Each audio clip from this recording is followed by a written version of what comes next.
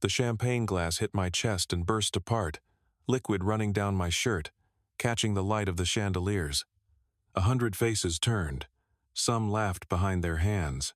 Some didn't even bother hiding it. Not a single one stepped forward. I stood there, a tray still balanced in my hand, glass stems rattling.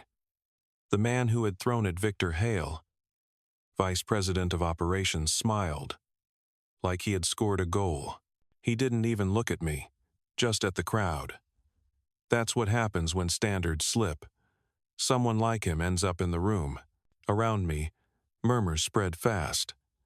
A woman at the nearest table leaned to whisper into her friend's ear, both of them staring directly at me as if I were an accident on the roadside. Another man took out his phone. He wasn't going to help. He was going to record. I adjusted my grip on the tray, keeping my shoulders steady. My name, to them, was nothing. Just Daniel, the extra pair of hands who delivered champagne and cleared away plates. To them, I was invisible until I became useful as a target. The laughter rolled across the ballroom again. The kind of laughter that makes your skin burn because it's not about something funny, it's about you being less. I had grown up in this very hall. I knew every marble pillar, every gilt frame on the walls. But tonight, standing there drenched in champagne, the eyes around me didn't see me as someone who belonged. I was treated like a stranger, like a mistake that needed correction. Victor raised his glass for another toast. "To excellence," he declared, as if humiliating me was proof of it. The room answered with scattered applause. I stayed silent. Silent. But I saw everything. The crooked smirk, the sideways glances, the forced smiles of those who didn't dare object. Every detail was a reminder. I was no longer seen as valid here. If you've ever stood in a room full of people and felt that sharp cut of being dismissed, you'll understand why I tell this story. I'd like to hear your perspective, too, how you would have handled a moment like this. The tray was still in my hands. Heavy. I set it down on the nearest table, ignoring the red stain spreading across my shirt. Guests avoided my eyes, as if my humiliation might be contagious. I inhaled slowly. My father once stood here, respected, untouchable. Tonight, his son was being treated like furniture. One man in the back muttered, not even quietly, "Should have stayed in the kitchen." Heads around him nodded. I heard it all. And I remembered. It is strange, isn't it? How quickly people show you where they think you belong. That's why I share this with you, so that if you've ever been underestimated, pushed aside in a place where you once mattered, you know this space is for you. Stay close. I share stories like this every week, and you'll find yourself in them more than you think. The strings from the hired quartet kept playing, smooth and unbroken, as though nothing had happened. That, maybe, was the worst insult of all. Victor moved on, triumphant. The crowd followed his lead, erasing me with their eyes, their applause, their deliberate turning of shoulders. But humiliation is a currency. Once paid, it never disappears. It waits. The ballroom smelled of polished wood and expensive perfume. Gold light from the chandeliers bounced off crystal glassware. But for me, it was the sound that mattered, the applause that followed Victor's toast. Shallow and scattered, but loud enough to cover my disgrace. I felt the champagne sliding down into my collar, soaking the inside of my jacket. The stain spread, cooling against my skin. I didn't move. Moving too fast would have given them the satisfaction of seeing me scramble. Victor caught my stillness and smirked. "See? Can't even react. That's the problem with bringing in mediocrity. They freeze when the room expects performance." His words weren't for me. They were for the men and women in suits who nodded back, eager to stay on his side. At the third table to my left, a woman lifted her phone, angled it slightly, and pressed record. She tried to act casual, but the little red dot of the camera was pointed at me. Another guest leaned over her shoulder, grinning. already predicting how quickly the clip might spread. A younger staff member, carrying a tray of appetizers, looked at me with wide eyes, silently begging me not to make a scene that would also cost her. I understood. She had no protection. Neither did I, at least in their eyes. I bent down slowly, picked up the broken pieces of glass, and placed them on my tray. Nobody offered to help. My knees ached against the marble floor, but I took my time. Every second I spent on the ground only made Victor's grin grow wider. "Exactly," he said loudly, lifting his fresh glass of champagne. "Some of us lead, and some of us clean up." That was when I noticed the whispers, short, sharp, cutting. Who hired him? What's he even doing here? Didn't know they lowered standards this far. One of the board members laughed into his fist. Another gave me a glance so cold it might as well have been permission to disappear. I straightened up, set the tray on a side table, and adjusted my jacket. The stain was spreading, impossible to hide. The quartet kept playing. Conversations resumed. In less than a minute, I was erased. I want you to think about that for a moment, about being erased in a 2 nights before that banquet. I sat in my father's study. The curtains were drawn, the room heavy with silence. He was behind his desk, not as the man the world saw, the CEO who built an empire, but as a father whose strength had begun to thin. His breathing was steady but slower than it used to be. "Daniel," he said, sliding a folder across the desk. His voice carried both weariness and steel. "I can't trust what they bring me anymore. Reports, promises, statistics. They're all polished lies.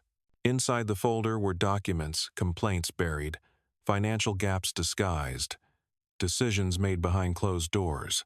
The signatures told their own story. The same names repeating. The same people gaining more ground, while the company lost its balance. They smile to my face," he continued. "But the moment I step away, they treat this place like it's theirs to divide. I need eyes inside. Not as my son, not as an heir, as someone they'll dismiss." I stared at him, unsure if I had heard him right. "You want me to go among them as what? Staff?" His look didn't waver. "Yes. Invisible is exactly what I need. If they think you're unimportant, they'll show their true selves.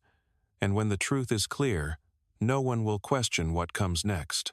I leaned back, the leather chair cold against my shoulders. I had grown up walking those halls, shaking hands at receptions, carrying his last name like a shield. The idea of hiding it, of standing there as if it meant nothing, was heavier than I expected. "They'll treat me like I don't belong," I said. "They already do," he answered quietly. "That's why I chose you. You'll see what others ignore, and when the time comes, you'll know exactly who deserves to remain by your side." The words carried me back to childhood memories, watching him in this same study, making decisions that shaped thousands of lives. He had always said leadership wasn't about titles. It was about how people behaved when they thought no one powerful was watching. I didn't argue further. I could see in his eyes that he was giving me more than a task, he was giving me the weight of what would eventually be mine. When I left his office that night, I carried the folder under my arm and a heaviness in my chest. The marble floors of our home echoed under my steps. For the first time, I felt the distance between being his son and being the man he expected me to become. The next day, I was fitted into a waiter's jacket, plain and unmarked. No name, no recognition. Just another set of hands meant to pour drinks and vanish into the background. At the hotel before the banquet began, I stood in line with the other staff. Some yawned, some fixed their uniforms. Nobody knew my last name. Nobody cared. For them, I was simply Daniel New, untested, replaceable. And maybe that was exactly what I needed to be. The banquet hall glittered, as though the night had been built only for them. Chandeliers spread their light across polished marble floors, tuxedos and gowns shimmered, and a small orchestra played from a balcony high above. For most of the people gathered, it was a celebration of success. For me, it was exposure. I carried a tray, anonymous in a plain jacket, silent, unseen. From the first moment, I saw what my father had meant. Power shifted here not with announcements but with glances, with who was allowed to speak and who was silenced before they finished a sentence. I moved toward the first cluster of directors, pouring water while they discussed the quarter's results. They didn't pause when I came near. One leaned closer to the other and said, low enough to suggest secrecy but loud enough for me to hear, "Mark still believes loyalty counts. He thinks being the old man's favorite will protect him. He'll see soon enough it doesn't buy him a chair at the table." The second director laughed and raised his glass. Their words cut clean. Mark Reyes, a man who had carried entire divisions through years of crisis, was being written off as dead weight. I remembered how often my father had relied on him. When things nearly collapsed, Mark had been the one steady presence who never asked for more than a chance to keep building. Hearing him discarded like a worn tool told me what kind of loyalty mattered here now. I moved on, carrying the tray like a shield. At the next table, I saw Sophia Chen seated carefully at the edge. She had papers in her hands, notes she had prepared. When she began to speak, the manager beside her lifted his palm in a soft command. "Later, Sophia. Don't slow us down." His tone was polished, almost kind, but the dismissal was final. The others laughed at a joke she hadn't heard, and the conversation flowed past her as if she had never opened her mouth. Her hands tightened on her notes, pressing ink against the paper until the letters blurred. I caught her eye as I passed. There was fight left in her, but she had learned too well what it cost to keep using it. The orchestra's music floated down, hiding the small cruelties that filled the room. A man joked about how interns came and went. Another said standards were dropping everywhere. "Just look at the staff they hire." He said it while glancing at me. I set down a glass, adjusted the tray, and kept moving. Victor Hale arrived late, as expected. His entrance was calculated, every step unhurried, every smile measured.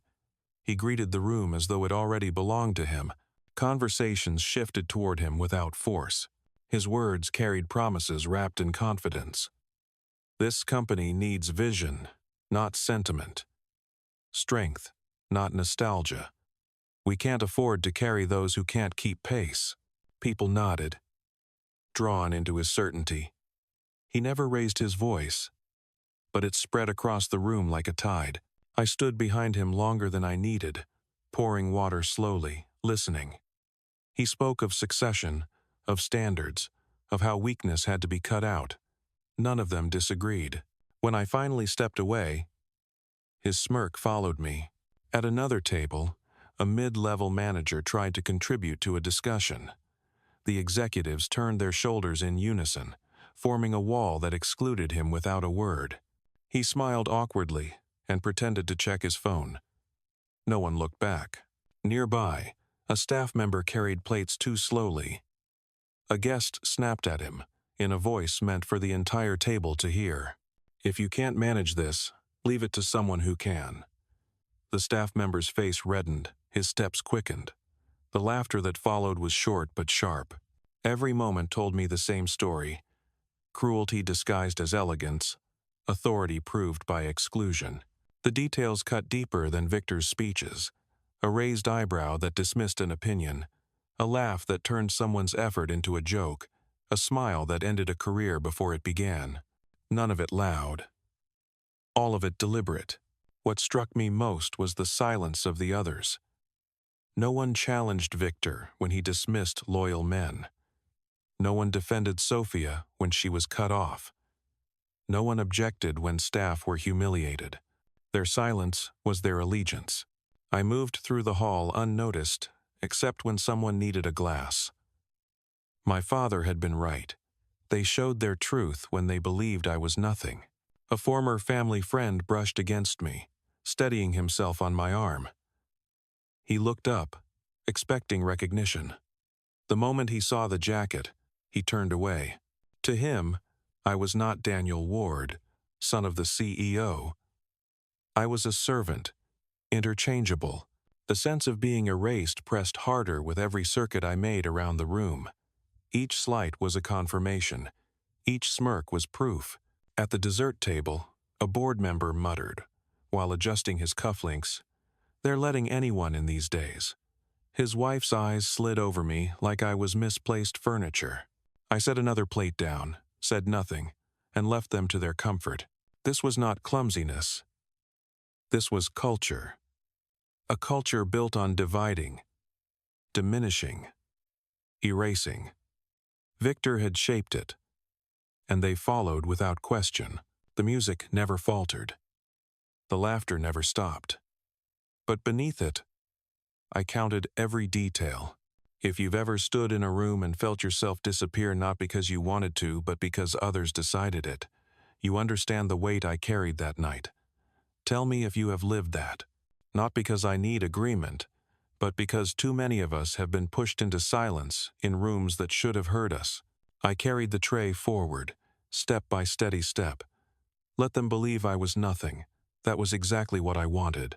Every glance, every word, every silence, they were recording themselves through me. And the night was only building toward something none of them could yet imagine. The evening reached its highest pitch when the orchestra stopped between songs. The sudden quiet gave Victor Hale his chance. He tapped his glass with a fork, the sharp ring slicing through the murmur of conversations. Heads turned, chatter dimmed, and the spotlight of the ballroom shifted to him. He stood tall, shoulders back, his smile sharp. "Ladies and gentlemen," he began, "tonight is about excellence. It is about reminding ourselves what it takes to lead in a world that grows weaker with every concession." The room applauded lightly. He let the sound stretch, savoring his role as master of the floor. "And what better way," he continued, "than to demonstrate how standards can slip if we aren't careful?" His eyes scanned the crowd, and then they locked on me. "Come here," he said, gesturing with his glass. Every step I took toward him seemed to echo. Guests shifted in their seats, curious, expectant. I placed the tray on a side table and walked forward, my jacket still stained from earlier. Victor put a hand on my shoulder as if he were a mentor offering guidance. His grip was firm, too firm. "Look at this man," he announced. "Brought in to help tonight. Seems harmless enough, doesn't he?" Laughter flickered through the crowd. He leaned closer, his voice low but still audible. "Men like you think being present is enough. But this room," he raised his voice again, "this company, this future, it is not built on presence. It is built on superiority." A murmur spread. Some nodded. Some stayed silent. A few glanced away. He released my shoulder, only to pick up another glass of champagne from the table. "You see, standards don't slip overnight. They slip when we start excusing mediocrity, when we let those who don't belong stand among us as if they earned it." He held the glass high.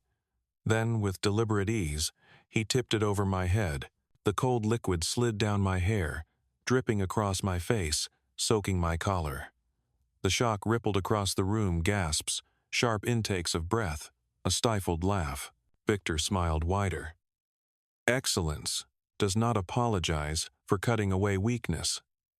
It celebrates it." Silence followed. A heavy silence. The orchestra hadn't resumed. The only sound was the soft patter of champagne dripping onto the marble floor. I stood motionless. My shirt clung to me, cold and heavy. Around me, eyes watched carefully. Some were horrified but frozen, unwilling to intervene. Others were entertained, their lips curved in half-hidden smirks. And many looked through me entirely, as if my humiliation was not even worth acknowledging. Victor raised his voice again. "This is what happens when we lower standards. When we allow sentiment to interfere with judgment. You end up with this." He gestured at me as though I were an object. Someone at the back whispered, "Cruel. But he has a point." The words carried, intentional or not. I wiped my face slowly, not with anger, not with trembling, just with care. Every motion was deliberate. The cold detail of the moment seared into me: the sticky collar, the wet sleeves, the smell of champagne filling my nose, and above all, the laughter he had drawn out of the crowd. That was the boiling point. If you have ever stood in silence while someone else decided your worth in front of witnesses, you understand the fire that builds without showing. You endure because you must, but every detail is branded into memory. Tell me if you've lived such a moment. I want to know how you carried it. Victor leaned closer, his voice low enough for only those nearby to hear. Remember your place. It isn't here.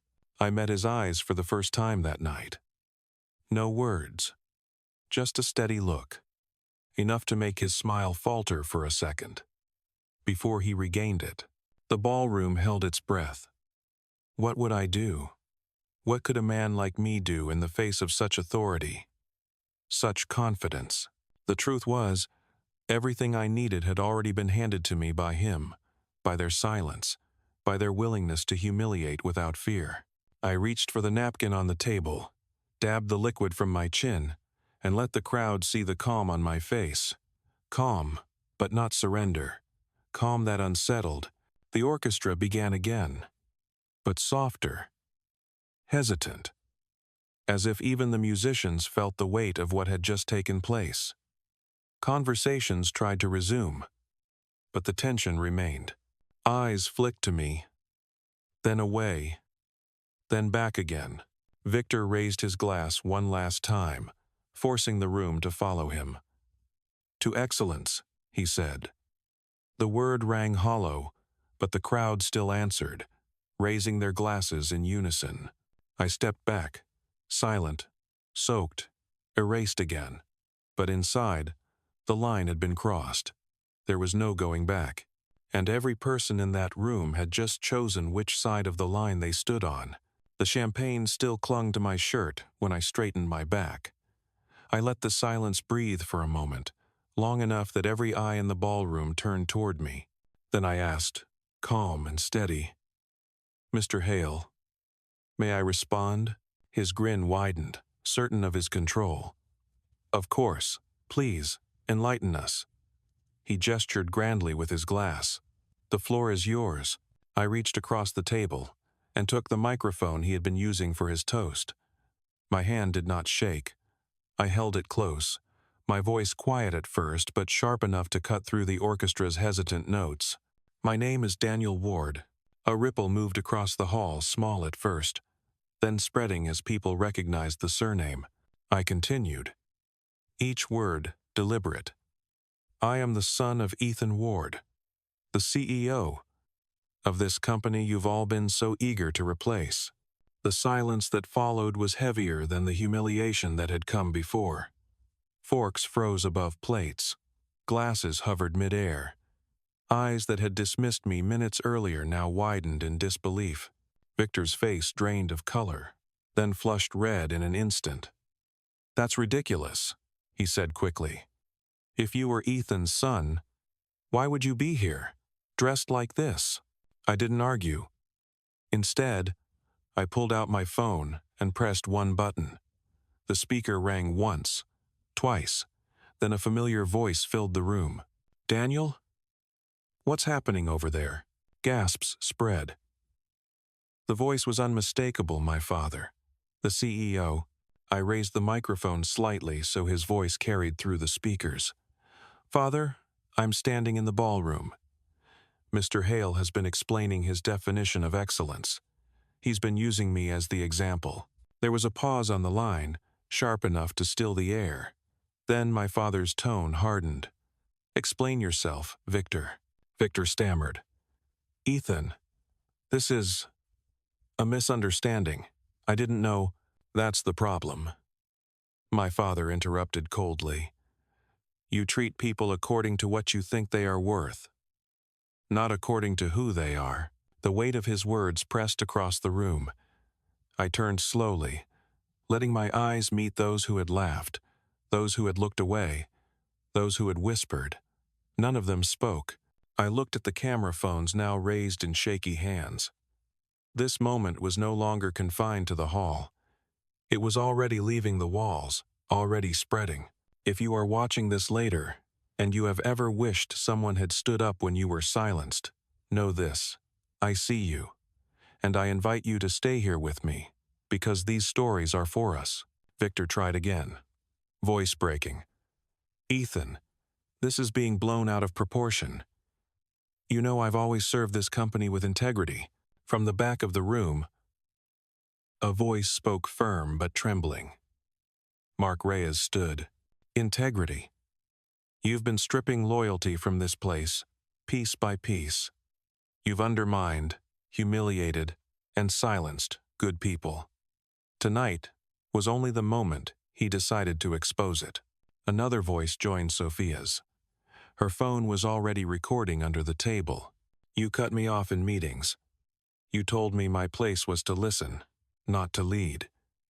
You said I wasn't ready, when all you meant was that I didn't fit your image of leadership. Murmurs swelled. Phones lifted higher. Victor turned in circles, desperate to find allies. But the faces that had laughed with him minutes earlier now studied the floor. I raised my phone so the recording light shone clearly. Everything tonight is documented, I said. My tone was cold, stripped of emotion. Every word, every humiliation, every silence. The shift in the room was unmistakable. The laughter was gone. The arrogance was gone. What remained was fear, raw and sudden, exposed under the chandeliers. My father's voice returned through the speaker. Victor Hale, you are finished. Security will escort you from the building. Effective immediately, you are relieved of all duties. Victor's glass slipped from his hand, shattering at his feet. He tried to speak, but the sound caught in his throat. His power had evaporated in less than a minute. I turned to the hall, my voice steady, carrying without needing to shout. Performance reviews work both ways. You measured me tonight. Now the room measures you. Applause broke tentative at first, then growing. It was not for cruelty. It was for justice finally spoken aloud. The applause didn't fade quickly. It rolled across the ballroom in uneven waves, some clapping with relief, some hesitating until they realized it was safe to join. Victor stood frozen in the middle, his power stripped, his glass shattered at his feet. Two security officers entered from the side doors, black uniforms sharp against the gold light. One spoke firmly. Mr. Hale, you'll need to come with us. Victor tried to lift his chin, to gather the arrogance that had carried him for years, but his voice betrayed him. This isn't fair. 25 years I've given this company. 25 years. My father's voice came through the speakerphone, cold, final. 25 years of what, Victor? Of dismantling loyalty, of silencing voices, of humiliating people you were meant to lead. You are finished. Victor's shoulders sagged. The guards took his arms, guiding him toward the exit. Cameras followed his every step.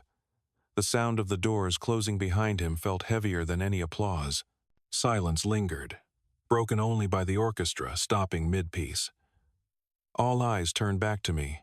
I set the microphone down gently, then lifted it again. What happened tonight is not about one man. It is about a culture that let him believe cruelty was leadership. Mark stepped forward, voice shaking but clear. 4 months ago, I filed a complaint about this behavior.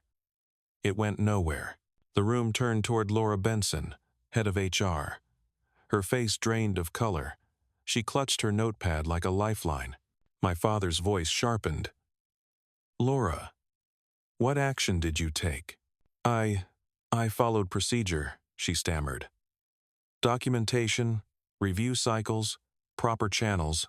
Channels that led nowhere, Mark interrupted. His frustration spilled after months of silence. You told me to be patient. Meanwhile, Victor kept cutting people down. The weight of agreement filled the room. Heads nodded. Quiet affirmations spread. I looked directly at Laura. Silence in the face of injustice is complicity. You chose procedure over people. That ends tonight. Her pen slipped from her hand. She didn't pick it up. My father's voice carried through the speakers again. Laura Benson, you are suspended pending investigation. Security will review your access. The second set of guards approached, not harsh but firm. Laura lowered her eyes and followed them out. For the first time, the room felt lighter. Fear had shifted direction. I turned to face the employees, Sophia still holding her phone, Mark standing tall for the first time that night. Others who had whispered, but not dared speak. For those who stayed silent, we will talk. For those who were silenced, we will make space. For those who participated in this culture, you will answer to legal. Applause rose again, louder this time. Not polite, not shallow, real. I looked at Mark. Effective immediately, you are acting vice president of operations.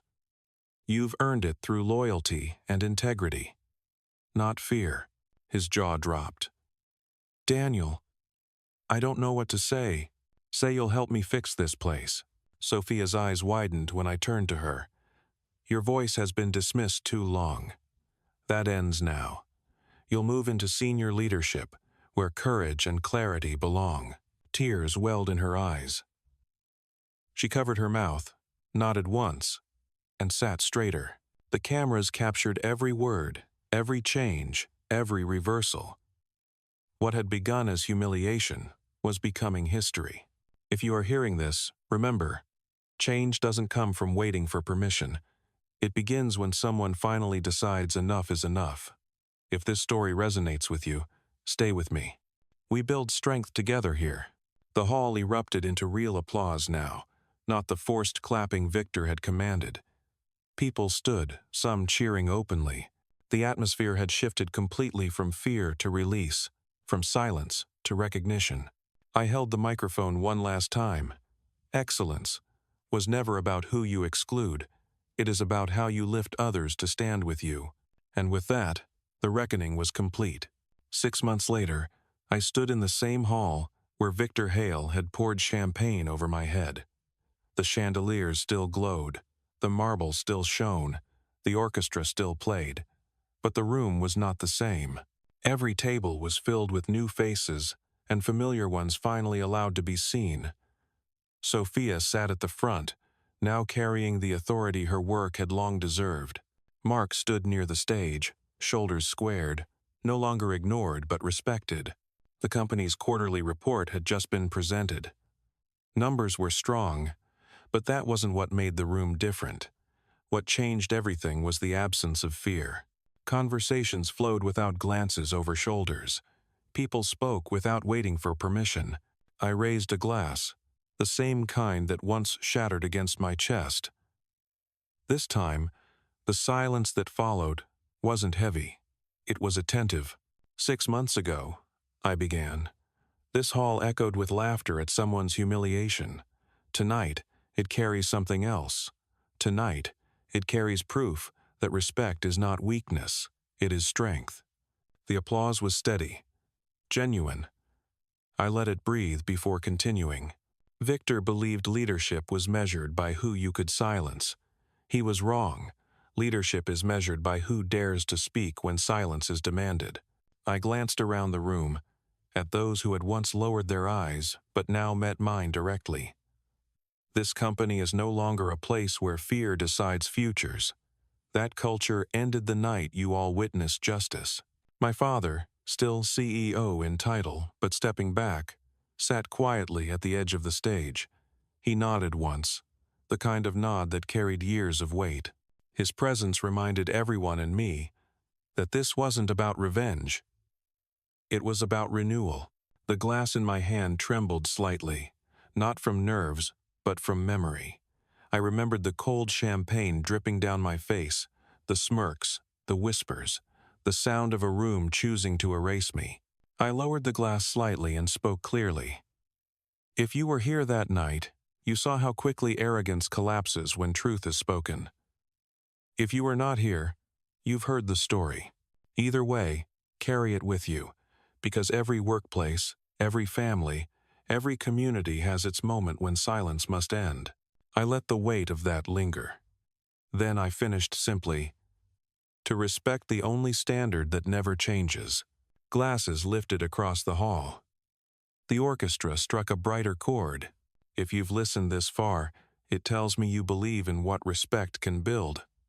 I welcome you to stay close, because the stories we share here are not entertainment alone. They are reminders that dignity is never optional. The room erupted in applause again. Real applause. The kind that comes when people recognize themselves in the words, when they feel they are part of something larger. And with that, the banquet hall, once a stage for cruelty, became the stage for closure.